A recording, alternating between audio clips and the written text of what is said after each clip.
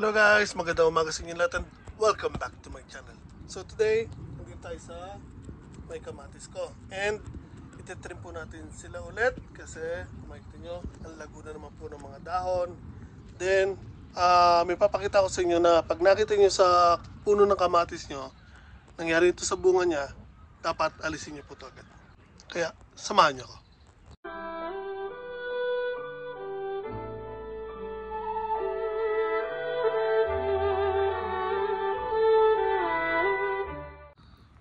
So okay guys, nakikita niyo po ba yan? Hitik na po sa bunga ang puno natin ng kamatis. Same as here, sa tabi niya. And pati po dito.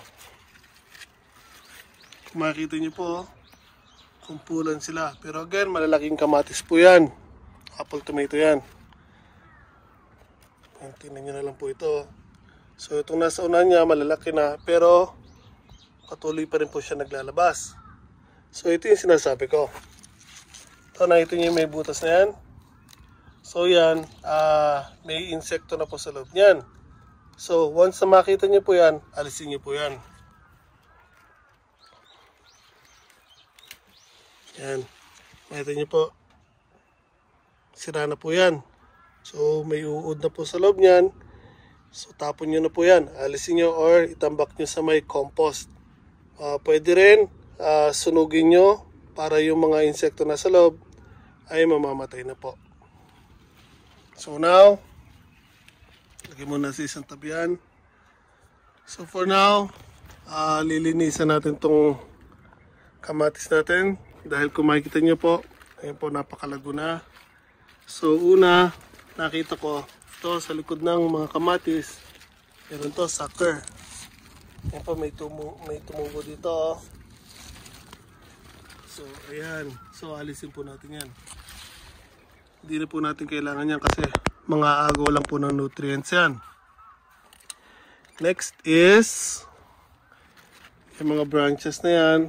So kung makikita nyo dito pala sa baba, binawasan ko na po yan ng mga dahon.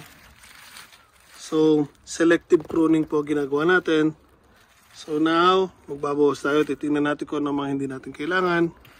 So, just this one. Tanggalin natin to. Bawasan natin. Ito para din na ma-prevent yung nangyari doon sa isang bunga na nagkaroon ng uod or binutasan ng insekto. Kasi mas maraming dahon, lalo't masukal ang mga gilid, so mas dadami ang mga insekto sa garden nyo. So now, by doing this, ma-prevent natin na dumami yung insekto sa halaman nyo or sa garden nyo. Yan, so natin nga, nabawas po tayo. So hindi naman totally lahat tatanggalin natin ng dahon, mimili lang po tayo ng babawas natin. So here, nakita nyo, mayroon na pong sucker na tumubo dito. Just this one. So alisin ko tong dahon dito sa ilalim niya.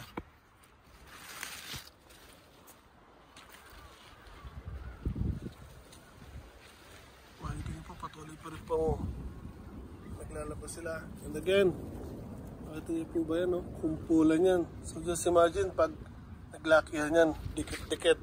Parang dito sa isa na ito, pakita ko sa inyo, ha? So here. So pag tinignan nyo po dito sa side na to, at this point of view, so sa side po na ito, makikita nyo marami siya, pero hindi nyo po totally nakikita po lahat yan. Meron pa rin po yun sa ilalim. So yan po. So hitik na hitik po siya sa bunga. And hindi ko lang kung kakayanin yan. And ayan po, mayroon pa pong kakasunod yung mga yan. Pati ito sa taas niya. Oh. So, ang ganda ng variety na ito na nabili ko. Dahil bukod sa apple tomato na siya, kumpul-kumpul pa siya magbunga. Usually, apple tomato, 3 to 4, 5 yung mga dati ko nabibili kung magbunga. Pero itong isang to, grabe. nyo naman, oh. Ito, tanggalin natin itong sucker na to. Ayan. Hindi natin kailangan yan kasi pag pinayaan nyo po yung lumaki yan, so,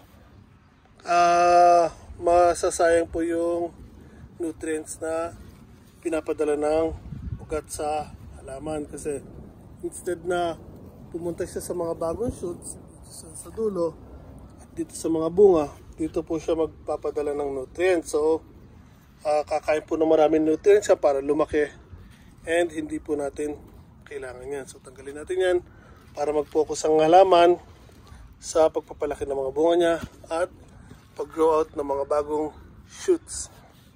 So, again, balik tayo dun sa harapan. Sa pinakauna. So, tingnan natin kung ano pa kailangan linisin dito.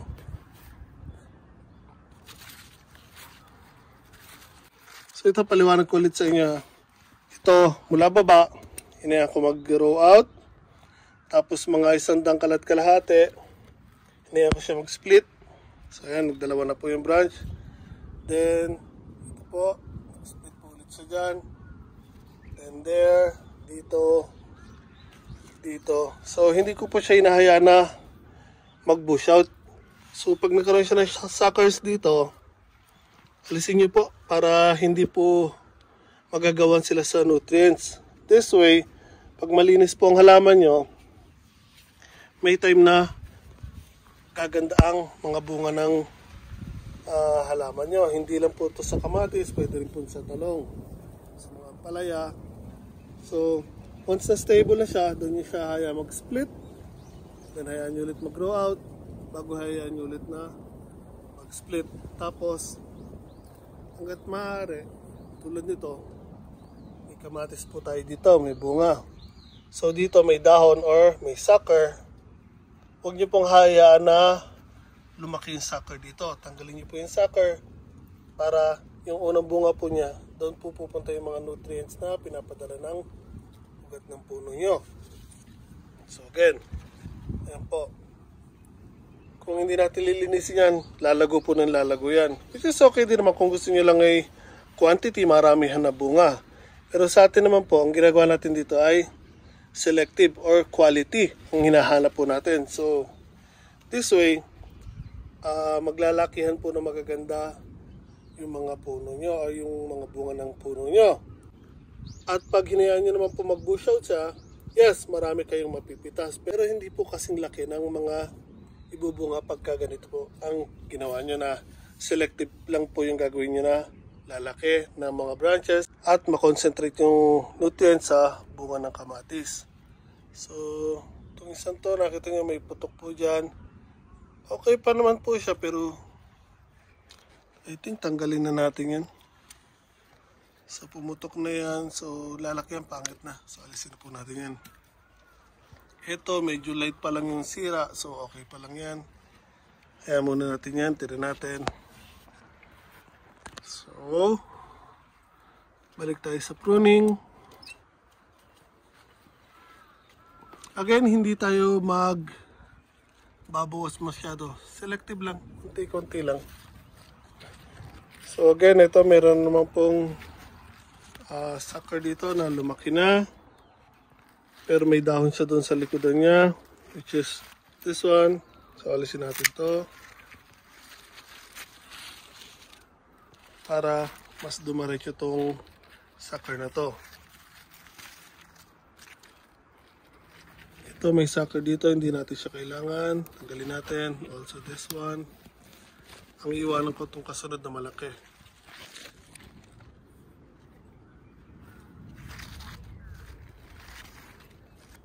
So pag nakikita natin na masyadong lumalago na rin yung dahon, kung saan siya natatakpan, babawasan natin to. So again, ito may sucker tayo na hinayaan natin lumaki dito. So itong dahon na to, alisin natin. So ngayon na-expose ngayon yung mga bunga niya. So here may sucker, tanggalin din ulit natin. Hindi natin kailangan yan. So ito medyo magiging sagabal nga lang to pag naglakihan tong mga bunga niya. Pero once na lumaki naman siya, bababa at bababa yan kasi bibigat. So ito itatali na lang natin papunta dito later on. So itong sucker na to, alisin din natin. So I think okay na muna siya for this one.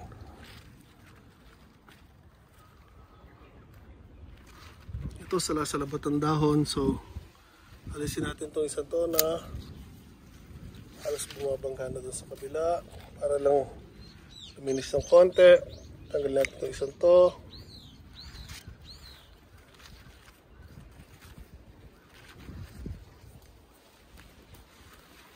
Ito may suckers dito, isa, dalawa, alisin natin yan. Now, dito naman tayo sa kabila. Okay guys, so dito naman po tayo sa katabi. So now, hanap tayo ng dahon na alisin. So alisin na natin ito isang to.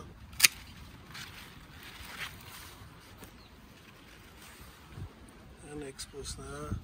So magkiiwan pa rin tayo again ng ilang dahon kasi nga again para ma-cover din sila kasi pag wala silang cover maluluto ng init and yung mga ibon, yung crows pag nakita yan hindi po titigilin yan, kakainin po. So protection din nila yung mga dahon so hindi natin totally puput-putin ng dahon yan. So again ito may sucker tayo na hinaya natin lumaki. Pero dito, may sumunod na sucker na naman. Alisin po natin yan. And kung makikita nyo, from here, sandangkal at kalahati, may sucker. Pero dito, wala pang sandangkal, may tumubo na naman. Ito, so, nawalang natin napansin kasi busy tayo. So, alisin natin po yan. Hindi natin hahayaan na lumaki siya kahit maganda po yung branch niya kasi masyado malapit. So itong dahon na to alisin din natin.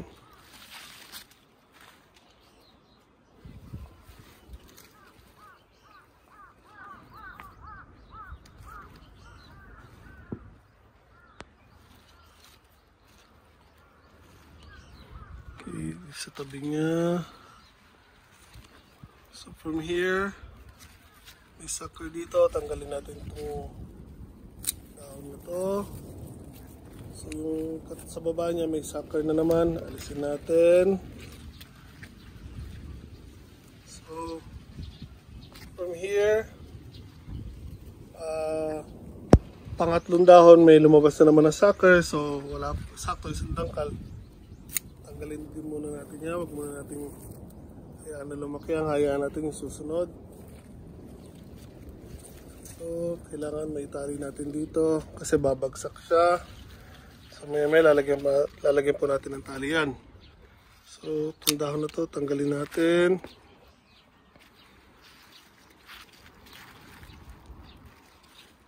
I think okay na yan. Lipat naman tayo dito sa pangatlo. Ang pinakahitik na hitik natin sa bunga na puno. So, itong dahon na to, iwanan natin protection kasi makikita masyado ng ibon at masusunog sa init ng araw yung mga bunga. Pero itong isang to, alisin po natin. Ayan.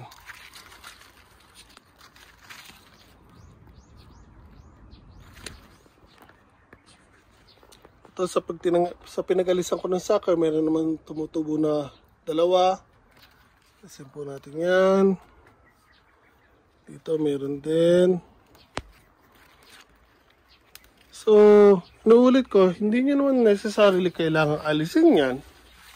Kung gusto nyo lang ay magbunga siya ng marami yan, and pang personal lang naman, or pwede rin pang bentahan. Kaya nga lang again, magbubunga siya ng marami pero hindi siya gaanong kalalaki. Unlike pag ginagawa natin ito, nililinis natin, tinitrim natin, yung ibubunga niya po ay malalaki. So, bibigyan po kayo ng puno nyo na mas malulusog at mas magagandang bunga ng kamatis. So, yun po ang habol natin dito. Again, hindi nyo po kailangan gawin yan. Pero kung gusto nyo maganda at malalaking bunga, mas maganda po i-trim nyo siya. At piliin nyo kung ano mga hayaan nyo mag-grow out na branches. So, ito, isang dangkal kalahati na. So, hayaan na natin yan. Pero dito, mayroong isa. Tanggalin muna natin yan. Masyadong malapit. So, yung dahon na to, bumabangga na dito. Magsasagabal siya. Alisin natin to.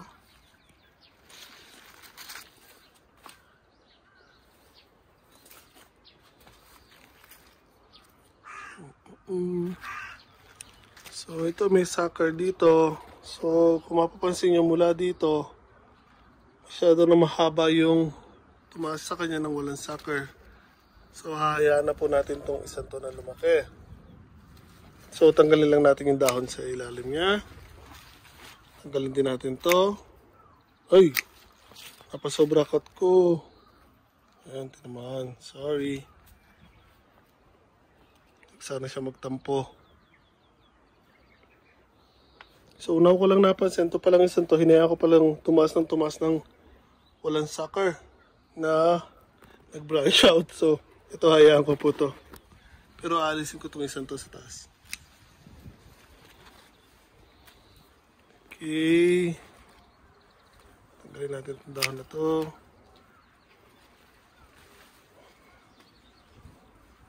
Bawas tayo ng dahon dito.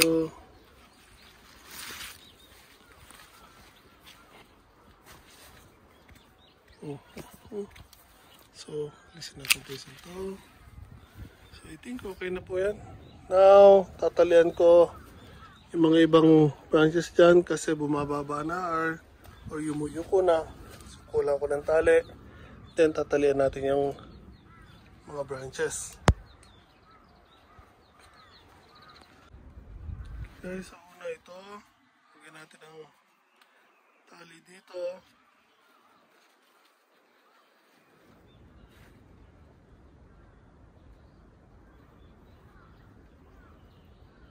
Para hindi siya bumaba o yumuko.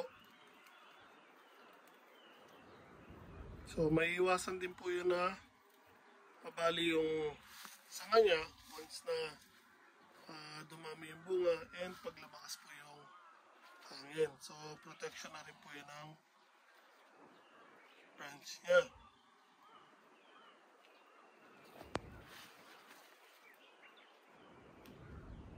So, dito, ako lang kung masyadong kita or kung kita nyo, pero meron po kasi ako dito bulaklak ng kamatis, which is this one. So, ito yung support kong tali kasi babaw po yung bulaklak. So, once na lumaki yung mga bunga niyan, syempre bibigat po yan. Mababali po ito kasi nasa ibabaw. So, gagawin ko, lilipat ko siya sa ilalim ng tali. Tapos itong branch niya dito, tatalian ko para hindi lumayo.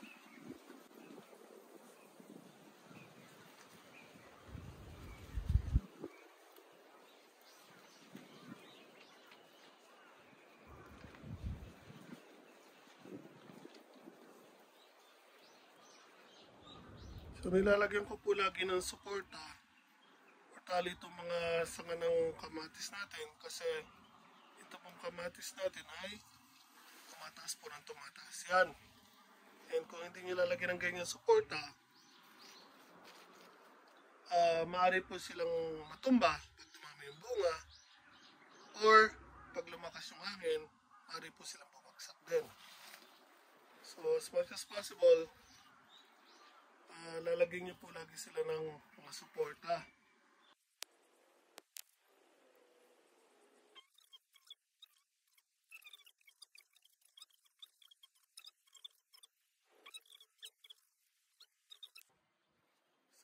to.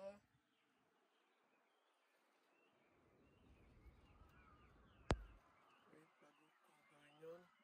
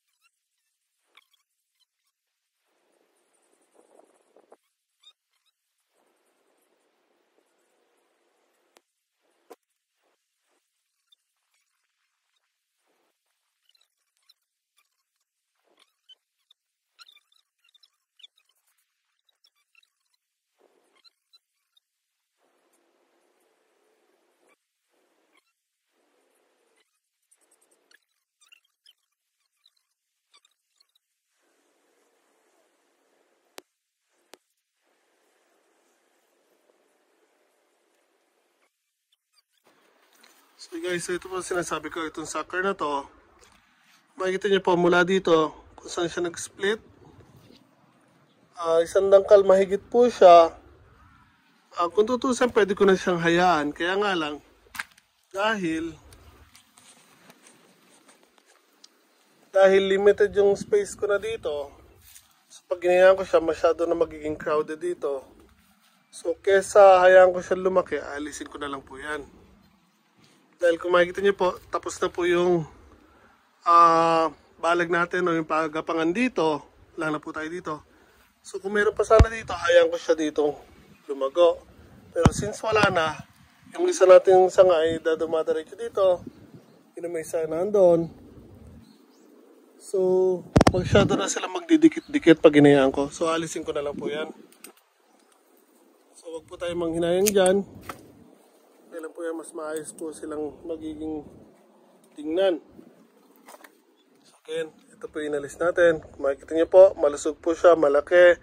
May bulaklak na po dyan. Pero dahil again, masyado na sila magdidikit-dikit pag inilagay ko siya dyan. So mas pinili ko pong alisin to. So I think that's it. Okay na po tayo dyan. And now, silipin natin ulit ang mga bunga ng kamatis natin. So again, ayan, kung makikita nyo po, dami po nilang bulaklak. As they grow, continuous po naglalabas ng mga bulaklak yan. And kung makikita nyo po, ayan o, halos kumpulan sila magbunga. Same as here.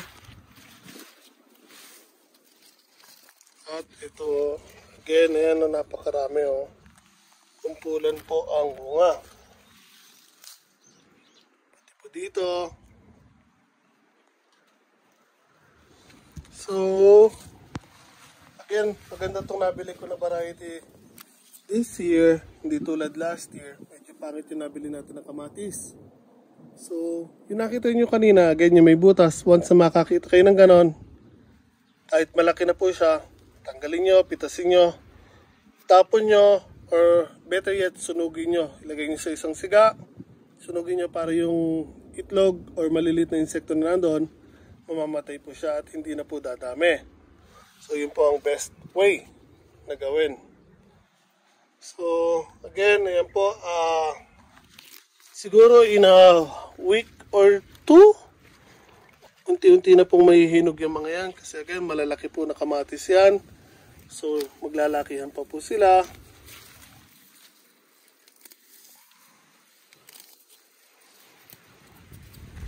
And in a week or two, baka may mapitas na po tayo dyan. So again, red apple tomato po yan. Andito po yung golden tomato natin. Yung apple tomato na kulay dilaw.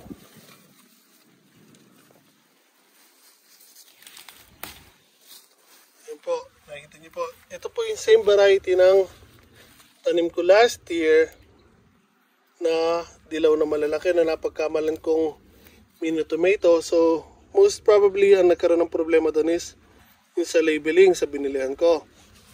Kasi nga ang binili ko is cherry tomato na dilaw, pero nung naglaki yan ay apple tomato na dilaw. So ito po yun. So this year nakita ko sila yung original variety niya na tulad nga na nabili ko last year na nagkamali lang siguro ng labeling. Ito na po yan, bumili po ako na golden apple tomato o yung golden tomato. Malalaki po ang bunga niya. Ganda niya rin po magbunga, same as last year. Kumpulan po magbunga ang kamatis na to.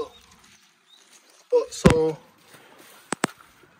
this time dalawa po ang binili ko. Yan po, may nahihinog na pong isa. Kumpara dito sa isa dito, mas payat po itong isang to kasi natatakpan po siya dati ng mga patatas natin. Dahil malago dati yung patatas natin, nalililiman siya. Kaya medyo payat po. Pero kung titignan nyo, mula sa baba payat. Pero since na bumaba na yung mga dahon ng patatas natin. Unti-unti na po silang naarawan or siya naarawan. Tapos nalagyan natin ng pataba. Dito po sa taas, tumaba na po yung mga branches niya. And yung bunga niya yan po, kumpula na rin. So ito, babawasan din natin ng dahon. Titrim din natin. So hindi natin pwedeng hayaan na ganyan na masyadong malago. So hindi ko na po kukuha ng video habang ginagawa ko yan. Now, again, balik tayo dito. So again, ayun po yung kamatis natin. Okay guys, so yun, naipakita ko na po sa inyo, simple-simple lang kung paano i-maintain ang kamatis nyo. Again, kung gusto nyo magparami lang ng bunga, hindi kayo masyadong interesado sa quality, or kung gusto nyo hindi kayo naghahanap ng masyadong malalaking bunga, okay lang po yung hayaan nyo siya mag-bush out, mas marami po siyang maibibigay na bunga. Pero kung gusto nyo po mas malalaki and maganda yung quality ng bunga ng tanim nyo, tulad ng kamatis na to, trimming nyo, bawasan nyo ng dahon, bawasan nyo ng suckers, piliin nyo kung alin yung paparamihin nyo at palalakihin. In this way, mabibigyan niya po kayo ng mas malalaking bunga, mas magagandang quality ng bunga ng kamatis ang mabibigay niya sa inyo. And syempre, mas maganda siya or maayos tingnan kasi nga malinis and kita niyo po agad yung mga bunga niya. Mas magiging healthy mga halaman nyo, malayo sa sakit, and makakaiwas po sa mga insekto. So, syempre, kailangan malinis din yung paligid, hindi katulad ng sa akin na sobrang crowded na po. Ayan po, kailangan ko po magtabas ngayon kasi nga, again, sobrang busy ko sa kabilang garden. After work, down muna. By the time na makauwi ako dito, halos paggabi na. So, hindi na po ako nakakapagtabas. So, today, wala po ako pasok, kaya after nito, maglilinis po ako. So, doon, umpisan ko na, pati sa gilid ng riles, nakapagtabas na po ako now, dito naman po sa garden. So, kung nagustuhan niyo po ang simpleng binagi ko sa inyo, pakilik naman po ang video na to, share sa mga kaibigan niyo, and subscribe na rin po sa channel ko. Ingat po tayo lahat pala.